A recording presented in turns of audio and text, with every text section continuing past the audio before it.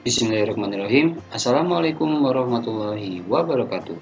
Berjumpa lagi dengan saya, Pak Handoko, di dalam kanal YouTube ini. Bagi kalian yang baru pertama kali berkunjung di kanal YouTube ini, maka saya sarankan untuk klik tombol subscribe dan nyalakan lonceng notifikasinya ya, agar kalian tidak ketinggalan berbagai macam update video pembelajaran sejarah, pembahasan soal-soal sejarah, hingga pemanfaatan media pembelajaran sejarah. Di dalam video ini saya akan membahas soal sejarah UTUL UGM tahun 2018 untuk kode soal 595. Nah, nantinya jika kunci jawaban dan pembahasan yang saya sertakan di dalam video ini menurut pendapat kalian ada yang berbeda, maka kalian boleh menyampaikan pendapat kalian di dalam kolom komentar ya. Kita akan berdiskusi lebih jauh lagi di dalam kolom komentar tersebut. Selanjutnya, bagi kalian yang membutuhkan file soal sejarah UTUL UGM tahun 2018 beserta pembahasannya dalam bentuk PDF, kalian dapat mengunduhnya di kolom deskripsi video ini. Saya sudah sertakan tautan untuk mengunduhnya. Siapa tahu kalian mau mempelajarinya secara offline ya, tapi harus dicetak dulu. Oke, tanpa berlama-lama lagi, kita langsung saja menuju soal yang pertama. Revolusi industri mendorong sejumlah negara Eropa untuk menghasilkan wilayah jajahannya sebagai pasar bagi hasil industrinya. Sumber bahan mentah, tempat berinvestasi, sekaligus mendapatkan tenaga murah. Praktek semacam ini disebut sebagai A. Imperialisme modern, B. Globalisasi, C. Kolonialisme klasik, D. Neoliberalisme, atau E. Kapitalisme. Untuk soal nomor 1, jawaban yang paling tepat menurut Pak Handoko adalah yang A, teman-teman, yaitu imperialisme modern. Jadi, imperialisme modern atau biasanya juga disebut sebagai modern imperialism adalah imperialisme yang berlangsung setelah revolusi industri dengan Britania Raya atau Inggris sebagai pelopor. Kemajuan industri turut meningkatkan kebutuhan bahan mentah dan juga pasar yang luas. Hal ini yang menjadi latar belakang penjajah berlayar mencari sumber bahan mentah dan pasar baru. Gitu ya teman-teman. Jadi yang membedakan imperialisme modern dengan imperialisme kuno itu adalah kalau imperialisme kuno itu semboyannya adalah 3G teman-teman. Ada gold, glory, dan gospel. Mereka mencari kekayaan, mereka mencari kejayaan, dan mereka menyebarkan agama gitu ya. Sedangkan kalau imperialisme modern, mereka itu mencari sumber bahan mentah di koloninya mereka atau tanah jajahan mereka, dan juga menjadikan tanah jajahan mereka sebagai pasar baru gitu ya. Jadi opsi yang paling tepat untuk soal nomor 1 adalah yang A, imperialisme modern. Oke, kita lanjut ke soal nomor 2. Kerajaan Sriwijaya dikenal sebagai pusat belajar agama Buddha. Faktor yang membuat pusat belajar ini ramai dikunjungi antara lain karena A. Letaknya strategis di jalur perlintasan pelayaran dan perdagangan, B. Adanya promosi besar-besaran, C. Kuatnya jaringan koneksi keluarga kerajaan, D. Pusat belajar di Sriwijaya merupakan satu-satunya saat itu, atau E. Ekspansi militer Sriwijaya. Untuk soal nomor 2, jawaban yang paling tepat menurut Pak Handoko adalah yang A, teman-teman, karena letaknya strategis di jalur lintasan pelayaran dan perdagangan. Jadi, letak Sriwijaya sangat strategis dan mempertemukan jemaah agama Buddha yang berangkat dari Cina ke India, atau sebaliknya gitu ya, dari India ke Cina. Selain itu, perhatian dan dukungan dari Raja Sriwijaya terhadap pengembangan agama begitu besar. Seiring waktu, Sriwijaya pun menjadi pusat keagamaan karena banyak orang dari wilayah Asia Tenggara yang datang ke sana untuk memperdalam agama Buddha sebelum mendalaminya ke India. Jadi di sini faktornya adalah karena letak strategis gitu ya. Letak Sriwijaya itu sangat strategis, jadi menjadi pintu masuk bagi para pedagang maupun para agamawan yang ingin mendalami agama Buddha dari India ke Cina ataupun sebaliknya ya, dari Cina ke India. Oke, kita lanjut ke soal nomor 3. Serangan pasukan Jepang ke tanah Jawa disambut semangat dan sukacita sebagian penduduk di wilayah itu karena A. Keyakinan awal penduduk bahwa bangsa Jepang adalah saudara tua. B. Harapan akan terbebaskannya mereka dari belenggu penjajahan bangsa Eropa. C. Tentara Jepang menyajikan musik, tarian, dan makanan khas Jepang.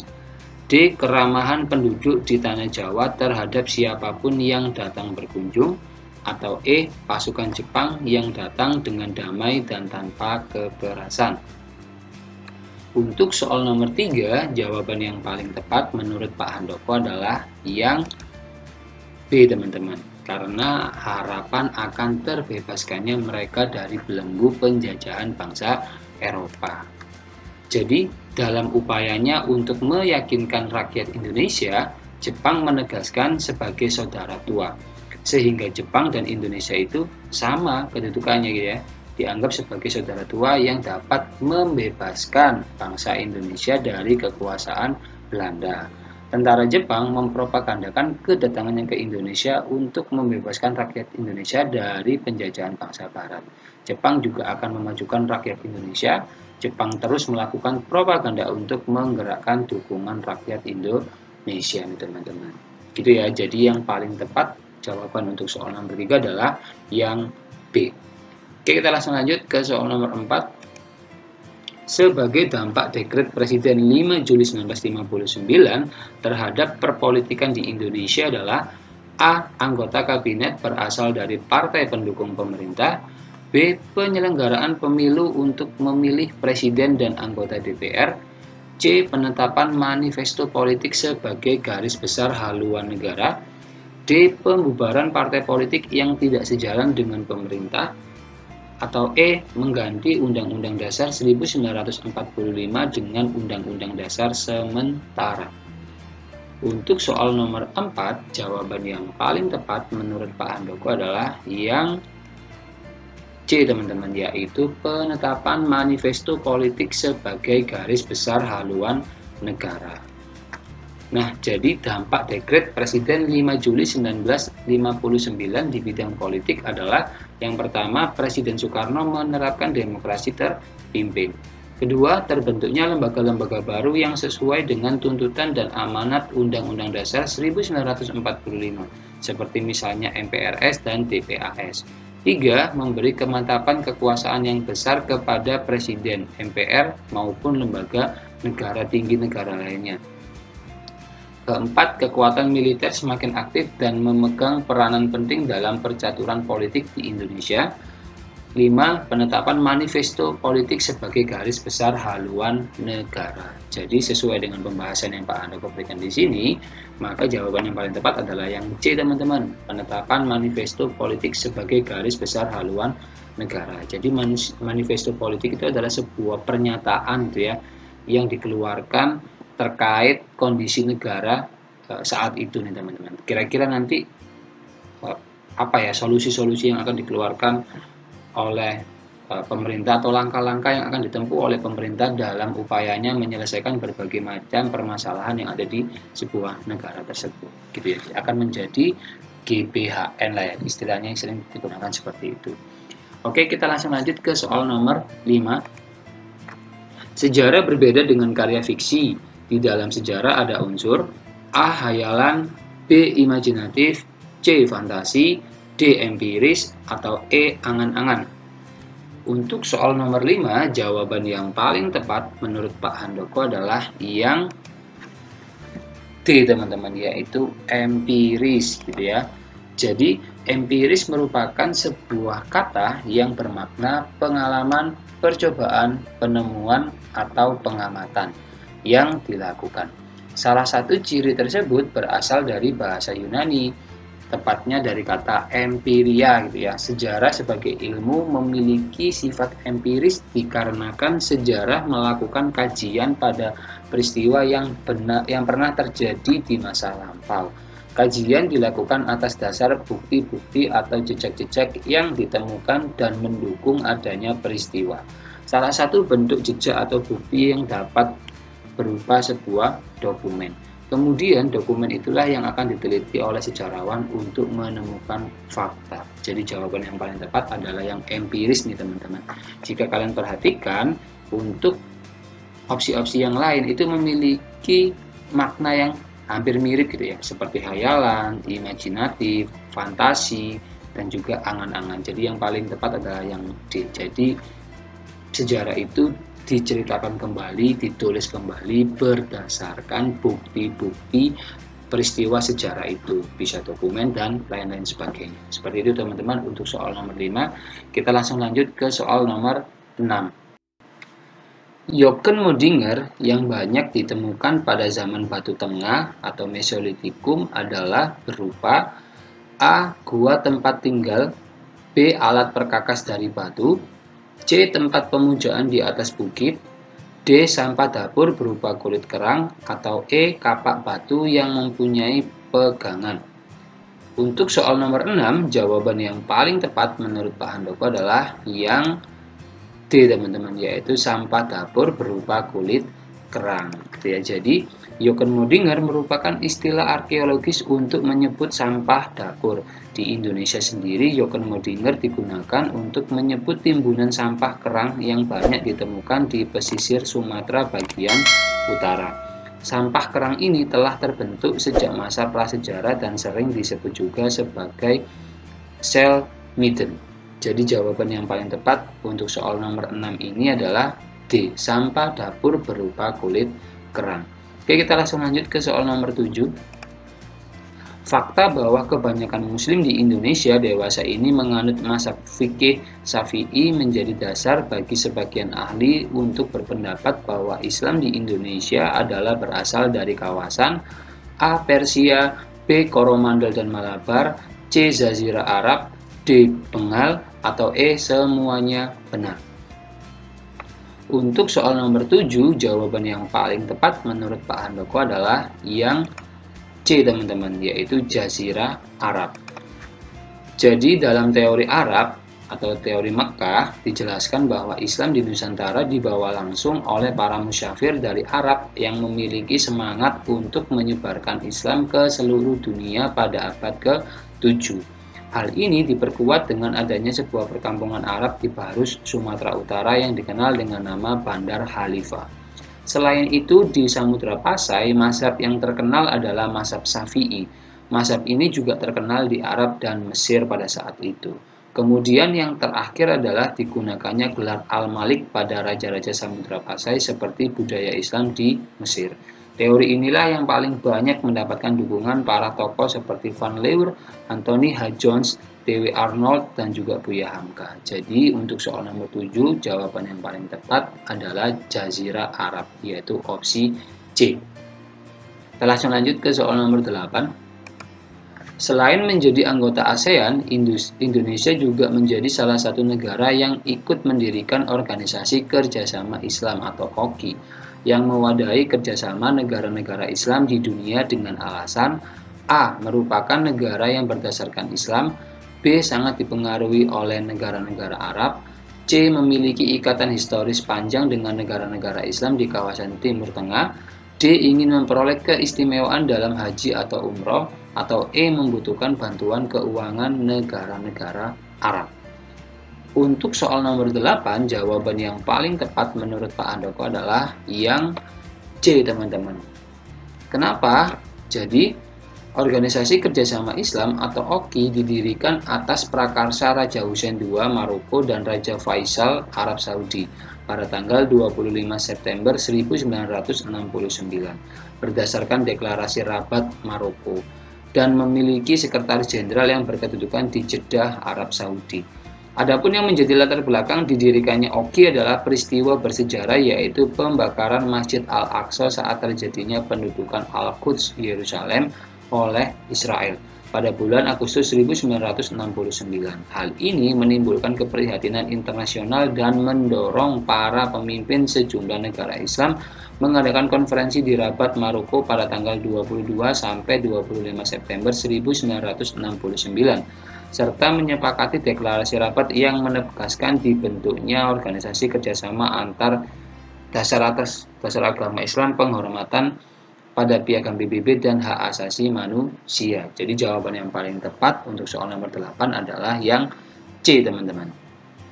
Oke, lanjut ke soal nomor 9. Tujuan Suwardi Suryaningrat menulis brosur berjudul All is a Nederlander pada tahun 1913 adalah: A. Protes penjajahan Belanda di Indonesia, B. Menuntut Belanda memberikan kemerdekaan kepada Indonesia, C. Menuntut dihapuskannya pajak yang sangat menyengsarakan rakyat, D. Protes pemungutan dana dan pajak untuk pembangunan rumah-rumah pejabat Belanda, atau E. Protes pemungutan dana untuk ulang tahun ke-100 bebasnya negeri Belanda dan penjajahan Prancis.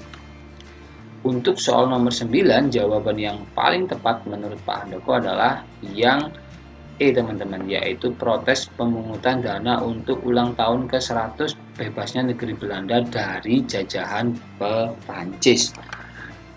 Jadi alasan Ki Hajar Dewantara atau yang kita kenal dengan nama Suwardi Suryaningrat menulis tulisan All is Nederlander adalah kritik atas kebijakan Belanda yang memungut dana pada rakyat untuk perayaan ulang tahun ke-100 bebasnya negeri Belanda dari jajahan Prancis, gitu ya. Jadi jawaban untuk nomor 9, jawaban yang paling tepat adalah yang E. Lanjut ke soal nomor 10. Pola pembukaan lahan pertanian pada manusia purba yang sudah bermukim dan bercocok tanam adalah: A. Mengeringkan air tanah dari rawa-rawa, B. Menebang pohon dan membakar semak, C. Saling memperebutkan lahan yang bagus, D. Menggemburkan tanah pada lahan yang masih keras, atau E. Membuat parit-parit pengairan pada lahan yang hendak digarap. Untuk soal nomor 10, jawaban yang paling tepat menurut Pak Handoko adalah yang B, teman-teman, yaitu menebang dan membakar semak. Jadi, kegiatan bercocok tanam dilakukan dengan menebang dan membakar pohon-pohon belukar, atau istilah dalam bahasa Inggrisnya adalah slash and burn, sehingga terciptalah ladang-ladang yang memberikan hasil-hasil pertanian, meskipun sifatnya masih sangat sederhana. Tanaman yang dikembangkan di antara lain keladi, pisang, kelapa, salak, rambutan, sukun, dan duku. Sedangkan jenis hewan yang diternakkan diantaranya adalah ayam, kerbau, anjing, dan babi. Sebagai konsekuensi dari tradisi baru itu, yaitu bercocok tanam, maka mereka sudah tinggal atau menetap, gitu ya. Biasanya dalam istilahnya adalah sedenter. Jadi untuk soal nomor 10, jawaban yang paling tepat menurut Pak Handoko adalah yang B, teman-teman. Oke, kita lanjut ke soal nomor 11. Perbedaan Aufklärung atau Enlightenment yang muncul di Prancis dengan yang berlangsung di Inggris adalah: A. Di Inggris para pemikir tidak mengakui Tuhan, sedangkan para pemikir Prancis masih dapat menerima. B. Di Inggris filsafat pencerahan hanya menjangkau kalangan atas, sedangkan di Prancis berkembang secara populer. C. Di Inggris Aufklärung merupakan gerakan kelompok proletar, sedangkan di Prancis adalah gerakan bangsawan.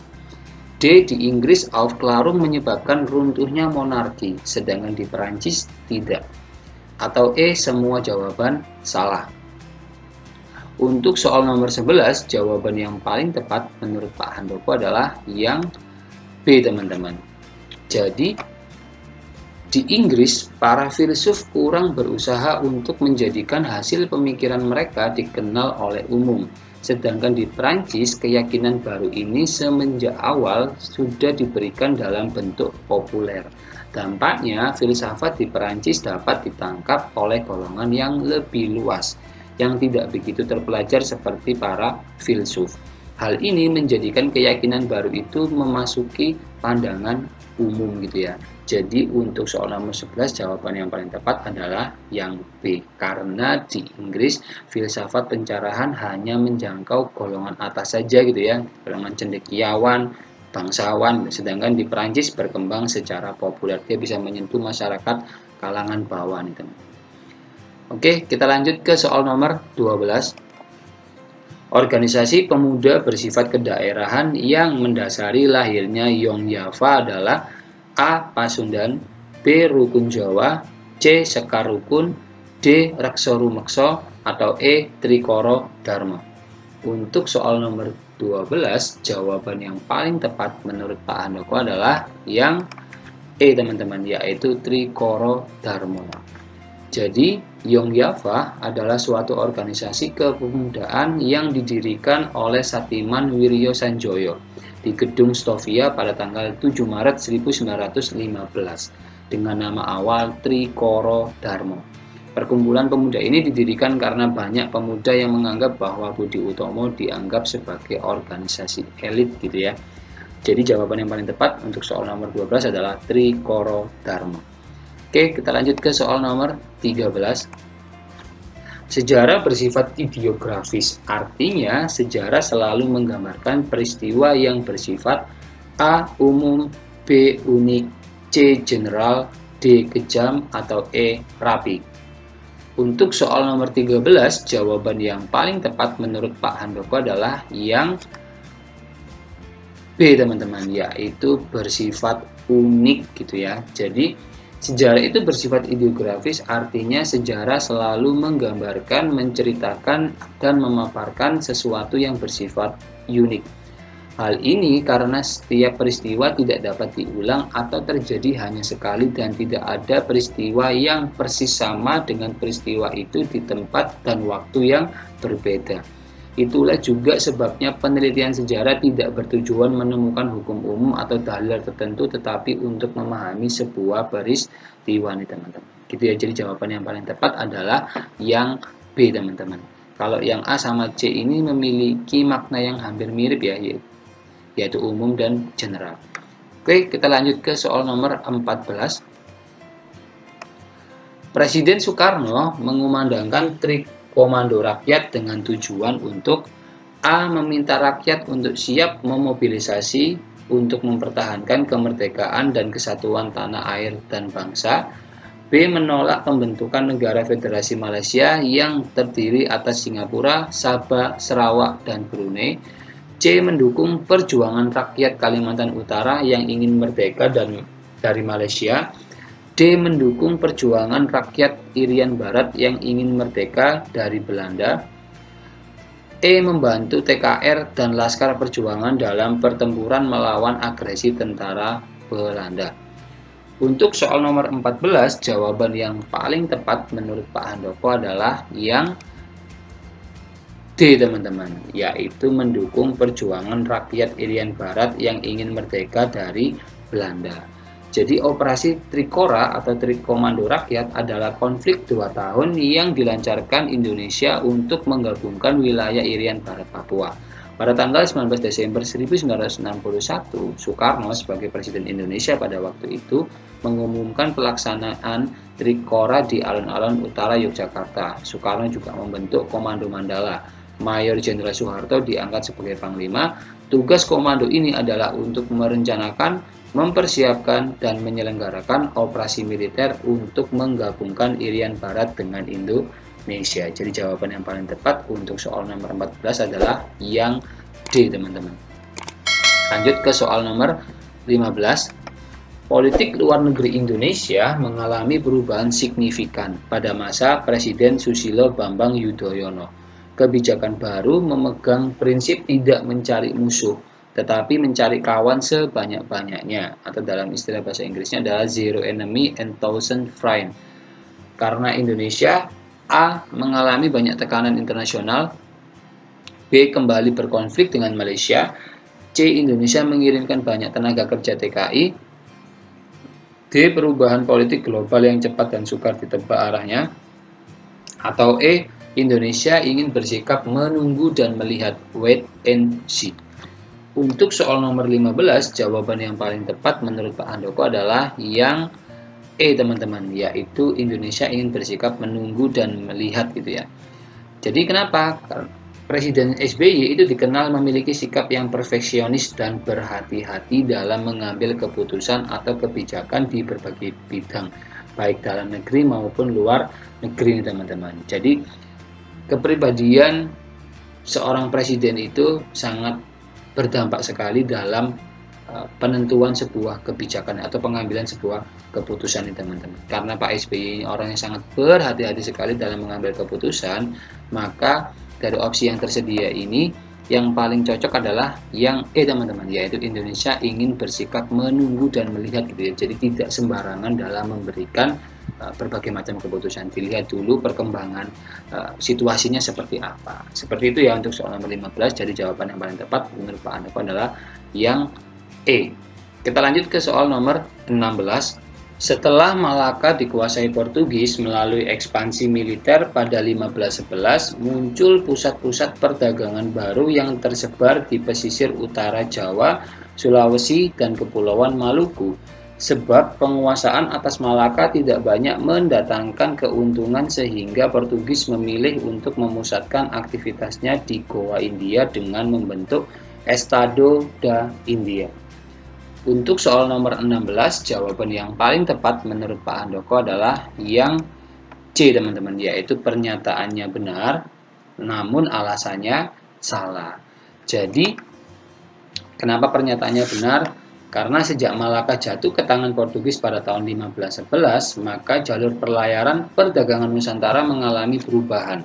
Para pedagang membuka jalur perdagangan baru melalui pantai barat Sumatera dengan jalur alternatif dari Samudra Pasai tanpa melewati terlebih dahulu Malaka, lalu masuk Banten, Demak, Banjar, Makassar di Sulawesi dan di Kepulauan Maluku, yakni tepatnya Ternate dan Tidore.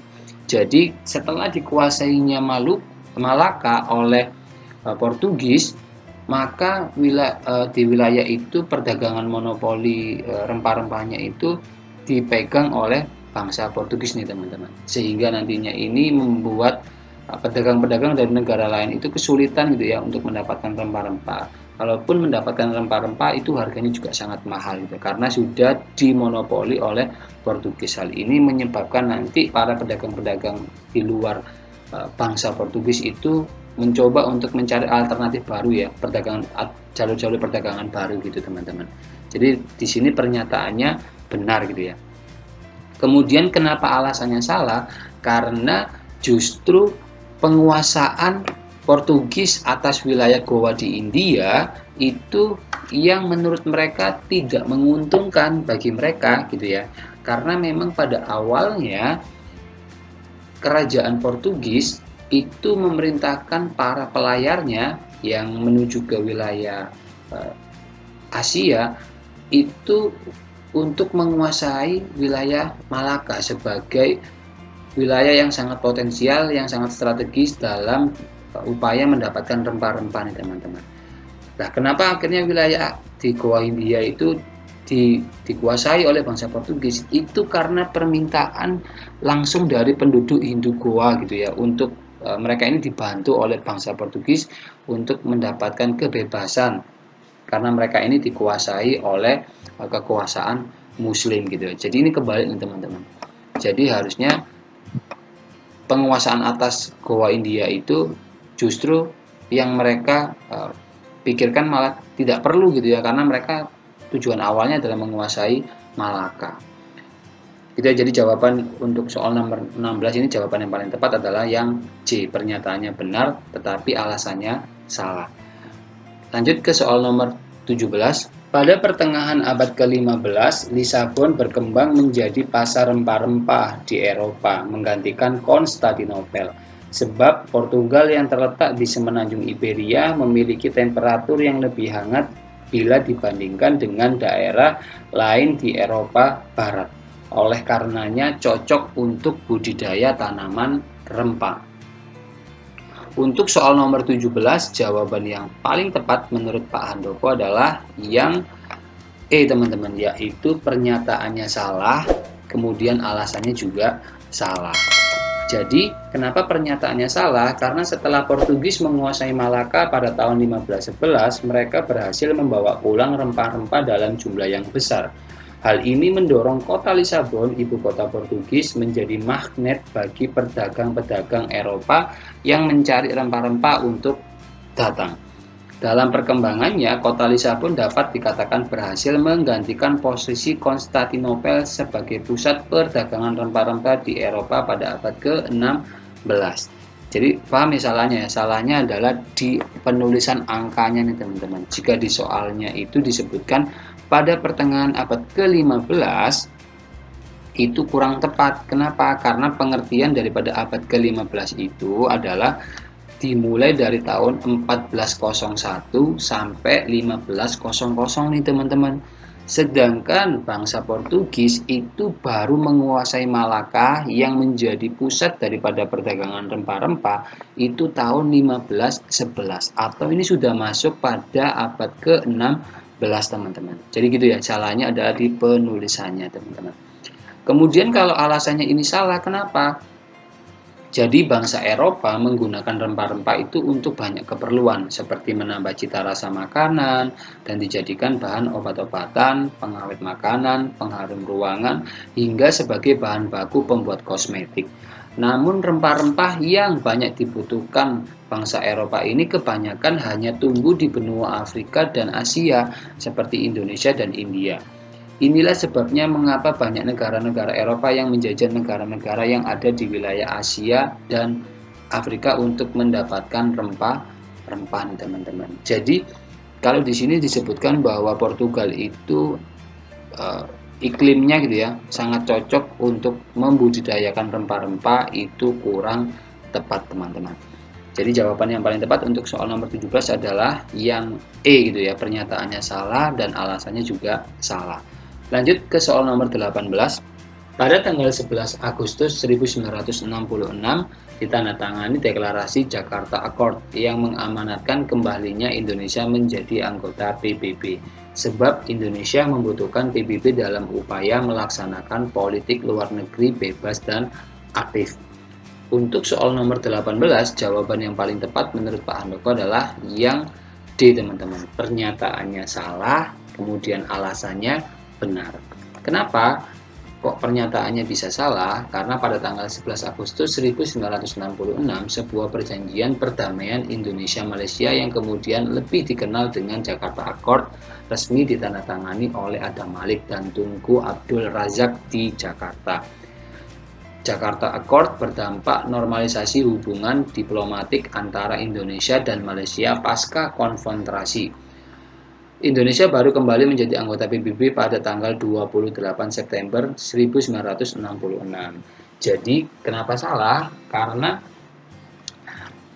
isi daripada Deklarasi Jakarta Accord itu fungsinya adalah atau tujuannya adalah untuk normalisasi hubungan diplomatik antara Indonesia dan Malaysia. Tidak ada amanat yang mengharuskan Indonesia kembali menjadi anggota PBB. Tetapi jika dikatakan memiliki pengaruh, iya. Jadi Jakarta Accord itu nanti mempengaruhi sikap Indonesia dalam keanggotaannya di PBB gitu ya. Kenapa? Karena Indonesia pada waktu terjadi konfrontasi dengan Malaysia, ketika Pak Karno sedang berkuasa, itu kan keluar dari PBB karena ada konflik dengan Malaysia. Ketika konflik dengan Malaysia itu sudah selesai, maka Indonesia tidak punya alasan lagi untuk tidak bergabung dengan PBB nih teman-teman. Karena kan permasalahan itu sudah diselesaikan gitu ya. Jadi kurang tepat jika dikatakan bahwa Deklarasi Jakarta Accord itu mengharuskan atau mengamanatkan Indonesia agar kembali menjadi anggota PBB. Tetapi memiliki pengaruh, iya gitu ya. Kemudian untuk alasannya kenapa benar, karena Indonesia itu menerapkan kebijakan bebas dan aktif dalam politik luar negerinya. Salah satu misinya adalah menjaga ketertiban dan perdamaian dunia nih teman-teman.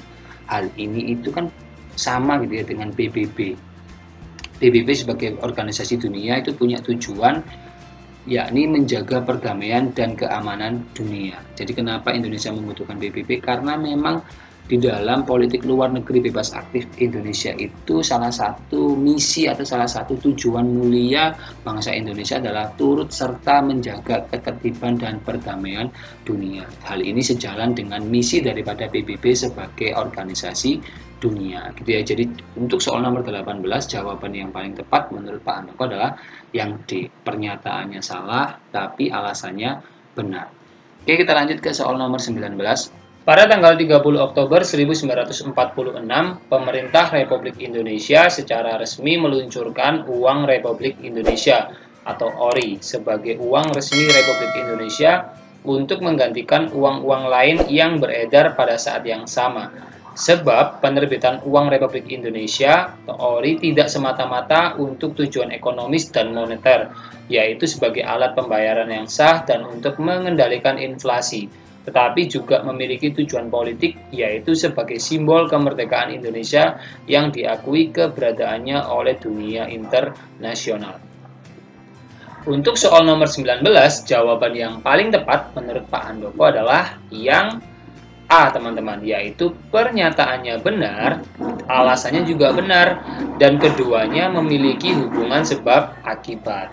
Loh, kenapa Pak? Gitu kan? Jadi, kenapa pernyataannya benar? Ini ada semacam pernyataan gitu ya yang disampaikan oleh Wakil Presiden kala itu, yaitu Muhammad Hatta, di dalam pidatonya pada tanggal 29 Oktober 1946 melalui Radio Republik Indonesia atau RRI di Yogyakarta, yang menggelorakan semangat bangsa Indonesia sebagai negara berdaulat dengan diterbitkannya mata uang ORI. Beliau berkata, besok tanggal 30 Oktober 1946 adalah suatu hari yang mengandung sejarah bagi tanah air kita. Rakyat kita menghadapi penghidupan baru. Besok mulai beredar uang Republik Indonesia sebagai satu-satunya alat pembayaran yang sah. Mulai pukul 12 tengah malam nanti, uang Jepang yang selama ini beredar sebagai uang yang sah tidak berlaku lagi, gitu ya. Beserta uang Jepang itu ikut pula tidak laku uang Javaske Bank.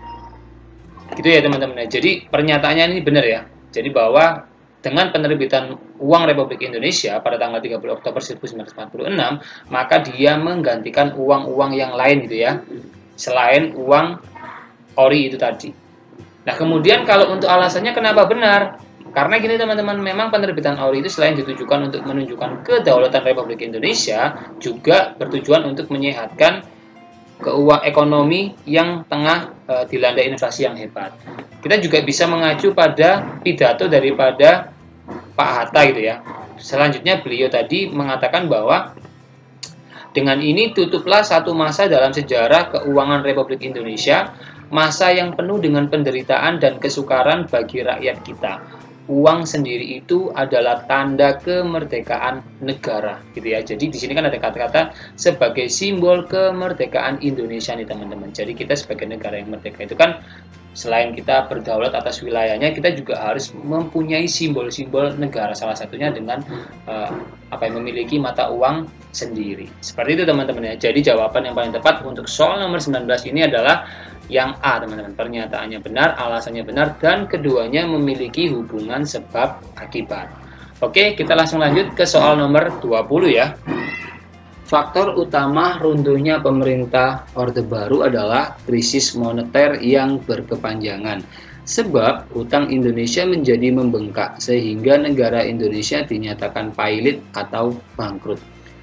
Untuk soal nomor 20, jawaban yang paling tepat menurut Pak Handoko adalah yang A teman-teman. Jadi pernyataannya benar, alasannya benar, dan keduanya itu berhubungan. Jadi memiliki hubungan sebab akibat gitu ya.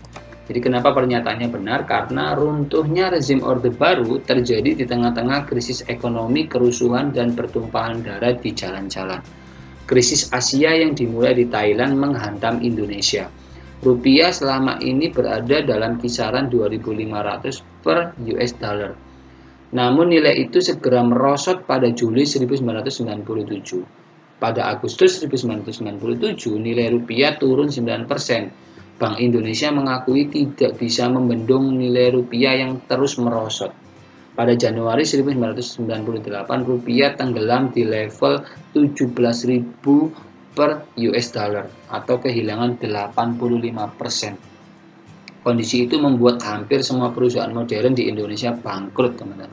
Akhirnya pada 21 Mei 1998, kekuasaan Orde Baru runtuh setelah Presiden Soeharto mengundurkan diri gitu ya. Jadi memang tepat ya bahwa terjadi krisis moneter yang berkepanjangan, dan ini krisis itu sudah terjadi sejak tahun 1997 sampai 1998 nih teman-teman. Lama sekali gitu ya.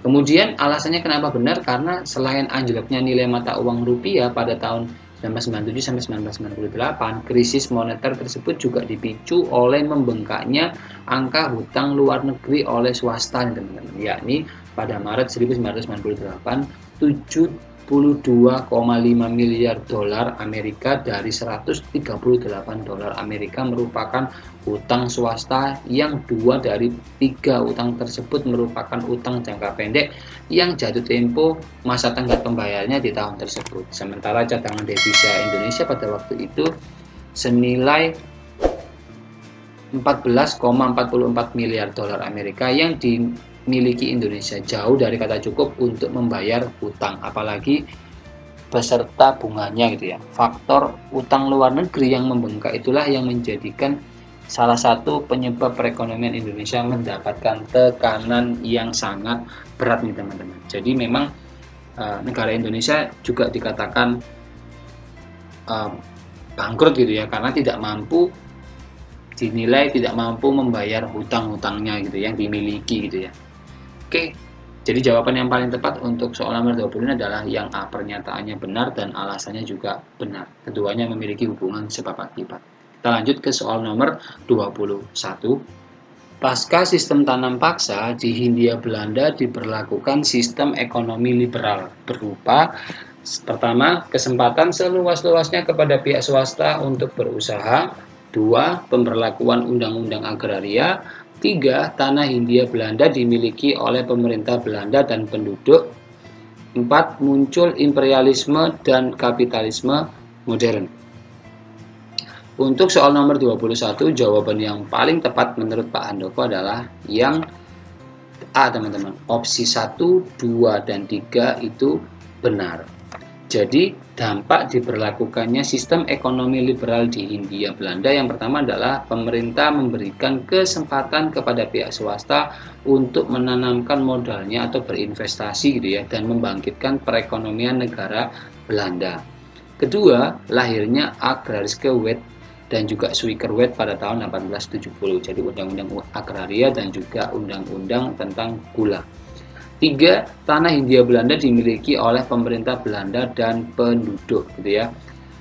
Kemudian untuk opsi yang keempat ini kenapa salah? Karena imperialisme dan kapitalisme modern itu muncul karena peristiwa revolusi industri gitu ya, bukan karena Belanda memberlakukan sistem ekonomi liberal. Seperti itu teman-teman. Lanjut ke soal nomor 22. Gerakan separatis yang muncul sebagai bentuk penolakan dan pembubaran RIS dan kembali ke bentuk negara kesatuan NKRI adalah 1. Republik Maluku Selatan, 2. DITII Kartosuwiryo, 3. Peristiwa Andi Aziz, 4. Gerakan Kiai Sumolangu. Untuk soal nomor 22, jawaban yang paling tepat menurut Pak Handoko adalah yang B teman-teman, yaitu opsi 1 dan 3 itu benar. Kenapa? Karena Republik Indonesia Serikat adalah sebuah hasil kesepakatan damai antara Indonesia dengan Belanda. Berdasarkan hasil konferensi meja bundar atau KMB, salah satu poinnya adalah Belanda mengakui kedaulatan negara Indonesia pada tanggal 27 Desember 1949. Pada tanggal 17 Agustus 1950 dengan resmi RIS dibubarkan dan dibentuk Negara Republik Indonesia yang berbentuk kesatuan. Pembubaran RIS ini ternyata menimbulkan berbagai pemberontakan yang tidak menginginkan RIS untuk bubar. Di antaranya adalah pemberontakan APRA, Andi Aziz, dan RMS atau Republik Maluku Selatan. Jadi yang paling tepat untuk soal nomor 22 ini jawabannya adalah yang B teman-teman. Opsi 1 dan 3 benar. Lanjut ke soal nomor 23. Demi membalas budi penduduk, pemerintah Belanda mendirikan sekolah sebagai upaya untuk 1.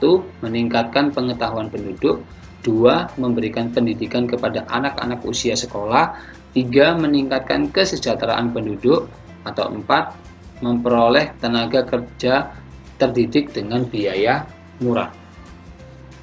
Untuk soal nomor 23, jawaban yang paling tepat menurut Pak Handoko adalah yang D, teman-teman. Hanya opsi 4 yang benar, gitu ya. Kenapa? Karena pemerintah Belanda membangun sekolah-sekolah pendidikan ditujukan untuk mendapatkan tenaga administrasi yang cakap dan murah. Pendidikan yang dibuka untuk seluruh rakyat hanya diperuntukkan kepada anak-anak pegawai negeri dan orang-orang yang mampu saja. Terjadinya diskriminasi pendidikan, yaitu pengajaran di sekolah kelas 1 untuk anak-anak pegawai negeri dan orang-orang yang berharta, dan di sekolah kelas 2 kepada anak-anak pribumi dan pada umumnya. Jadi yang paling tepat ya untuk soal nomor 23 ini adalah yang memperoleh tenaga kerja terdidik dengan biaya murah nih teman-teman. Ini kembali lagi untuk kepentingan kolonial saja gitu ya. Hanya untuk kepentingan pemerintah penjajah Belanda. Gitu ya. Kita lanjut ke soal nomor 24. Pada masa Kabinet Sukiman, The Javascape Bank atau DJB dinasionalisasi menjadi Bank Indonesia yang kemudian difungsikan sebagai bank sentral dan bank sirkulasi. Program ini dapat dianggap sebagai kebijakan ekonomi yang strategis karena 1. Mampu menurunkan biaya ekspor, 2. Menghapuskan hutang Indonesia kepada Belanda, 3. Memperlancar pemberian kredit bagi pengusaha pribumi, 4. Menunjukkan bahwa pemerintah Indonesia tidak terpengaruh inflasi. Untuk soal nomor 24, jawaban yang paling tepat menurut Pak Handoko adalah yang B, teman-teman, yaitu opsi 1 dan 3 itu benar gitu ya. Kenapa? Karena fungsi Bank Sirkulasi Indonesia adalah mengatur segala hal yang berhubungan dengan sistem keuangan negara, seperti peredaran mata uang dan pemberian kredit gitu ya. Pemerintah Indonesia memberikan pinjaman atau kredit. Hal ini bermaksud untuk membesarkan usaha yang dibuat oleh kaum pribumi agar dapat menaikkan pendapatan dan menurunkan biaya ekspor. Ketika usaha tersebut menghasilkan keuntungan yang besar, maka pemerintah pun akan mendapatkan bagian dari keuntungan yang besar tersebut, teman-teman. Jadi jawaban yang paling tepat untuk soal nomor 24 ini menurut Pak Handoko adalah yang 1 dan 3 itu benar gitu ya. Lanjut ke soal nomor 25. Saat memerintah bersama Presiden Susilo Bambang Yudhoyono, Yusuf Kala berhasil menyelesaikan secara damai konflik bersenjata, yaitu 1. Konflik Ambon, 2. Konflik Poso, 3. Konflik etnis Dayak Madura, 4. Gerakan Aceh Merdeka. Untuk soal nomor 25 ini, jawaban yang paling tepat menurut Pak Handoko adalah yang D, teman-teman. Hanya opsi 4 yang benar. Loh, kenapa seperti itu? Jadi, pemerintah SBY dan Yusuf Kala berlangsung selama 21 Oktober 2004 sampai 20 Oktober 2009 gitu ya.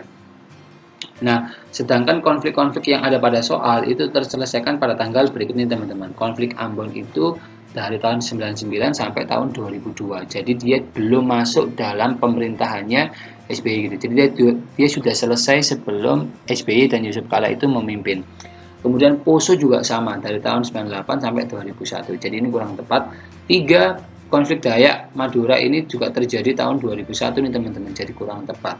Dan yang paling tepat adalah yang Gerakan Aceh Merdeka gitu ya. Karena memang konflik ini baru selesai pada tanggal 15 Agustus 2005. Jadi jawaban yang paling tepat untuk soal nomor 25 adalah yang D, hanya opsi 4 saja yang benar, seperti itu. Wah, tidak terasa kita sudah berada di penghujung video pembelajaran ini, teman-teman. Jika kalian ada pertanyaan seputar materi ini, kalian dapat menuliskannya di kolom komentar, atau kalian juga bisa menanyakan hal itu kepada saya melalui kontak medsos ini ya. Saya ucapkan terima kasih bagi kalian yang telah menonton video ini hingga akhir. Jika kalian merasa video ini bermanfaat, jangan lupa bagikan video ini kepada teman-teman kalian ya, agar kebermanfaatan itu tidak hanya berhenti di kalian saja. Dan juga jangan lupa untuk klik subscribe dan like video ini. Akhir kata, Assalamualaikum warahmatullahi wabarakatuh. Salam Historia.